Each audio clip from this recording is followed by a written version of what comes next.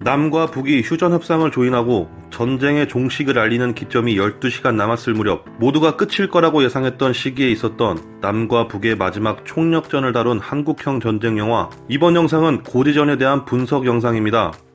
저는 에러꼬지 터란을 두고 목숨 건 전투를 펼치는 이 영화의 내용을 보며 그 당시 실제 전투는 어땠을지가 무척 궁금했습니다. 실화와 영화 두 번째 시리즈에서 태극기 휘날리며와 6.25 전쟁 분석 영상을 업로드한 적이 있었는데요. 거기서 다룬 고지전과 백병전을 보시고 오면 더 재밌게 시청하실 수 있을 거라 생각됩니다. 보통의 한국 전쟁 영화들이 전쟁이 일어나기 직전부터를 배경으로 삼았다면 이 영화는 이 참혹한 전쟁의 마지막을 배경으로 설정하고 있습니다. 영화 속에서 그려내고 있는 역사적 사건들과 실제 있었던 일들은 얼마나 다를까요? 저의 영상은 역사를 깊이 있게 다루는 정도는 아닙니다. 영화에서 그려낸 역사적 전투와 사건들을 교차 비교해보는 정도이니 재밌게 시청하시기 바랍니다. 실화와 영화 그 세 번째 시리즈 고지전과 실화의 분석 영상 지금 바로 시작합니다.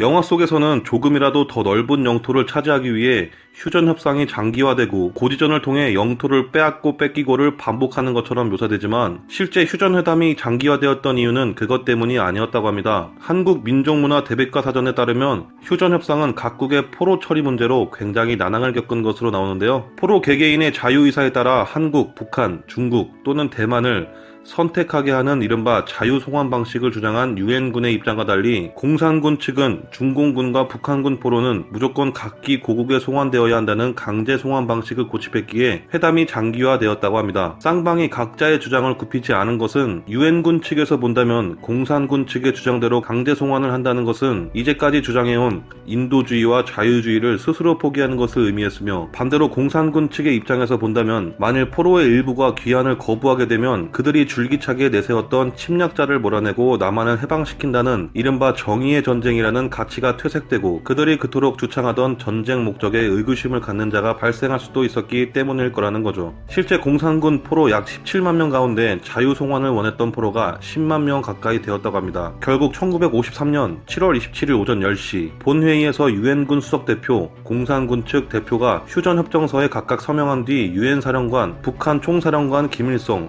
중공군 총사령관 펑더와이가 각각 휴전협정서에 서명했다고 합니다. 그런데 이상하게도 대한민국 대표는 최후까지 휴전에 반대한다는 의미에서 끝내 본 휴전협정서에 서명하지 않았다고 합니다. 전시 상황에서의 즉결 처분이란 상관의 명령에 불복종한 자에 대하여 사법 절차를 거치지 않고 그 자리에서 신속하게 제재를 가하는 것을 지칭합니다. 영화 속에서도 조진웅은 자신의 명령에 토를 달거나 불복종하는 행동에 대하여 권총을 빼들고 즉결 처분권으로 죽일 수도 있다며 으름장을 내놓는 장면이 있는데요. 네가 사단 작전 지휘해 이 새끼야? 우리가 가진 총알보다 그 새끼들 숫자가 더 많다는 거. 이 새끼가 전시의 상관에 대한 명령 불복종은 즉결 처분입니다. 사실 이 장면은 영화 속 배경이 한국전쟁의 막바지라는 점을 감안했을 때 있을 수 없는 일입니다. 6.25 전쟁 당시에는 국군 장교들의 권력 남용과 즉결 처분이 꽤 악명이 높았다고 합니다. 일단 개전 초기 절망적인 상황 속에서 항명하거나 사기 저하로 인한 부대 와해를 막기 위해 1950년 7월 26일 분대장급 이상에게 즉결 처분권을 부여한 것을 시작으로 일선에서 암암리에 행하여졌다고 하는데요. 상당수의 국군 장교들이 장교로서의 특권의식과 생명을 가볍게 여기는 사상이 유달리 심했고 사소한 다툼이나 치적 문제까지 즉결 처분으로 시행하는 경우가 많았습니다. 그 당시 부하들도 부당하거나 그동안 쌓인 울분이 강해질수록 이렇게 죽을 바엔 차라리 같이 죽자는 식으로 권총을 빼들고 저항했으며, 전투 현장에서 사소한 이유로 인원들이 계속 죽어나가자 작전에 차질이 생기는 폐해가 커졌다고 합니다. 그리하여 1951년 7월 26일 즉결 처분권이 부여된 지 1년도 지나지 않아 폐지되었고, 작중에서 조진웅 배우가 언급한 즉결 처분 장면은 고증 오류이거나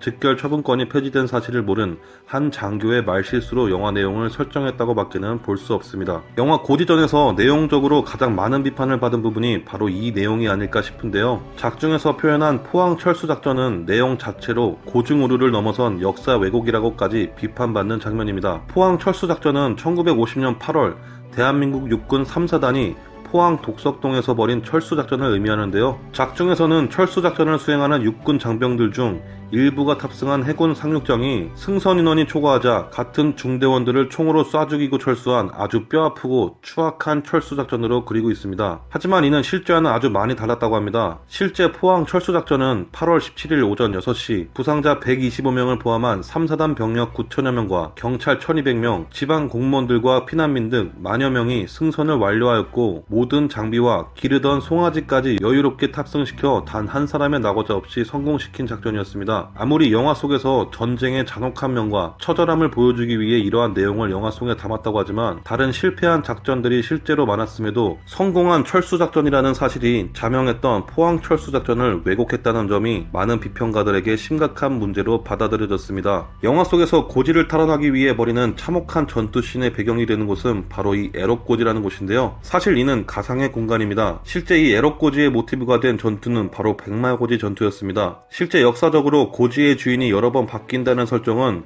백마고지 전투를 참고해 만들었다고 하는데요. 그중 백마고지 전투는 52년 10월 6일부터 약 10일간 진행되었고 국군과 미군이 중공군과 싸워 승리한 전투입니다. 10일 동안 12차례의 공방전으로 백마고지는 황폐화되었고 수만 명의 사상자를 낸 전투이기도 합니다. 6.25 전쟁 중 가장 치열한 전투 중 하나로 기록된 이 전투는 격렬했던 전투가 끝나고 보이는 백마고지가 수많은 포격과 폭탄들에 의해 1m 낮아진 형태가 되자 마치 누워있는 백마처럼 보인다고 하여 백마고지라고 불리게 되었다고 합니다. 실제 백마고지를 뜻하는 395 고지는 전략적 이점을 취하기 위해 국군과 공산군들이 치열한 접전을 벌이며 뺏기고 빼앗기고를 반복했고 마지막 날인 10월 15일 새벽 395 고지를 유엔군이 완전히 장악함으로써 전투는 종결되었다고 합니다. 국중 2초라는 별명으로 악명 높은 인민군 저격수로 소개되는 인물이 있습니다. 국군 병사가 저격총에 맞아 쓰러지고 2초 후에 격발 소리가 났기 때문에 2초라는 별명이 붙었는데요.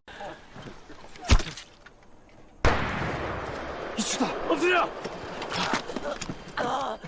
여기서 신하균은 680m 거리에서 쏘는 것이냐라는 말을 합니다. 신하균이 말하는 680m는 음속이 340m/s이기에 2초 동안 680m로 이해한 것 같지만 음속이 340m/s이기에 얼뜻 그럴듯해 보이는 계산일 수도 있겠지만 자세히 곱씹어보면 이 계산은 조금 오류가 있어 보입니다. 일단 2초가 들고 있는 총은 6.25 당시 인민군이 쓰던 모신나강 소총으로 7.62mm 탄을 씁니다. 이 탄의 탄속은 대략 800m/s죠. 만약 680m 거리에서 쏘았다면 탄속 800m/s의 총알이 대략 1초가 조금 안되는 시간, 약 0.9초 정도를 날아왔다는 소리고 맞은 뒤에 2초 뒤 소리가 났다면 실제 소리가 날아온 거리는 2.9초 정도입니다. 계산하기 쉽게 소리가 실제 날아온 거리가 3초라고 해도 340m 곱하기 3을 하면 약 1000m 거리에서 총을 쐈다는 결론이 나옵니다. 단순히 340m/s라는 음속만으로는 계산할 수가 없다는 것이죠. 음속과 실제 날아온 총알의 탄속도 계산을 같이 해야 실제 사격 거리가 나옵니다. 제가 문과라서 제 계산이 맞는 건지도 솔직히 모르겠습니다. 680m 거리에서 쏘고 총알이 맞은 뒤 2초 있다가 소리가 났다는 말이 가능해지려면 탄속이 빛의 속도에 가깝거나 격발 즉시 사람이 맞는다고 가정해야 가능한 얘기가 아닐까요? 그렇기에 신하균이 말한 680m 거리에서 쏜다는 것은 일단 말이 안 되는 것이고 약 1km 지점에서 유효 사거리 700m의 50년대 소련제 모신나강 소총으로 아무리 총신을 확장하고 개조했어도 이 정도 사격이 가능할지가 의문입니다. 물론 최대 사거리가 1800m이긴 하지만 실제 저 거리에서 쐈다면 바실리 자이체프도 감탄할 실력이지 않을까 하는 생각이 듭니다. 밀덕이신 분 또는 이과분들이 있으시면 댓글로 자세한 설명 부탁드립니다. 영화 속에서는 휴전 협상이 조인됐다는 소식이 들리자 모두가 얼싸안으며 전쟁이 끝났다며 기쁨을 감추지 못하는 장면이 있습니다. 하지만 이윽고 고위 지휘관으로 보이는 자가 나타나 휴전이 정식 발효되는 시점은 12시간 후이며 그 전까지 우리는 총력전을 펼친다는 얘기가 나오는데요. 본 정전협정의 일체 규정은 1953년 7월 27일 22시부터 그 효력을 발상한다. 우리에겐 아직 12시간이 남아있다. 오늘 모든 전선에 걸쳐서 대대적인 총공격을 전개할 것이다.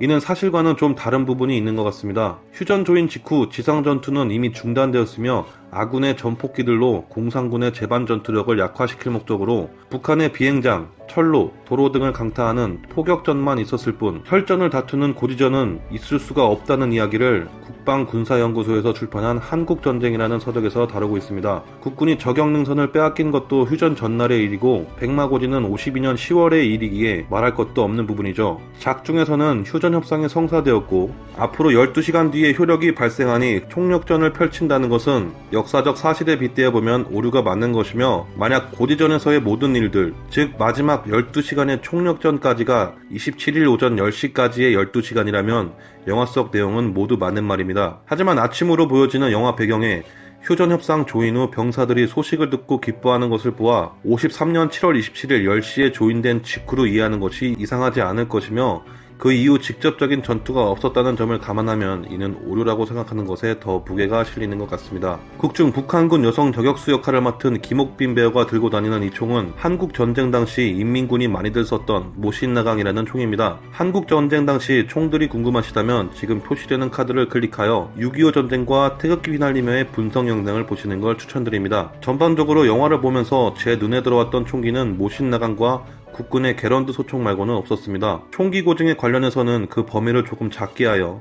당시 쓰였던 대표적인 총기들만이 영화에 나오는 것 같았습니다. 권총도 유승용 배우가 쓰는 것만 나오고 고지전 영화에서의 총기 자료들은 나오지 않아 자세한 내용을 다루지 못하는 점 양해 부탁드립니다. 혹시라도 제가 언급한 모신나강과 게런드 소총 이외에 고지전에서 출연한 총기들에 대해 잘 아시는 분은 댓글 부탁드립니다. 작중 악어부대가 소속된 14단의 마크는 실제 대한민국 육군 6군단과 8사단의 마크를 뒤섞은 형태입니다. 영화 고지전에서 각본을 맡은 박상현 작가는 공동경비구역 JS의 원작자인 관계로 두 영화의 등장인물 이름이 간간히 겹칩니다. 공동경비구역 JS에서는 남성식 일병, 이수혁 병장, 오경필 중사가 나온다면 고지전에서는 남성식 이병, 김수혁 중위, 오기영 중사가 나오는 식이죠. 작중 이다윗 배우가 수색도 중 이초라는 저격수에게 저격당하는 장면은 라이언 일병 구하기에 이 장면을 오마주한 것으로 파악됩니다. 이 외에도 라이언 일병 구하기를 오마주한 장면들이 몇몇 있는데요. 마지막 총력전에서 이초를 칼로 죽이는 이 장면 또한 라이언 일병 구하기에 이 장면을 오마주한 것이라고 볼 수 있겠네요.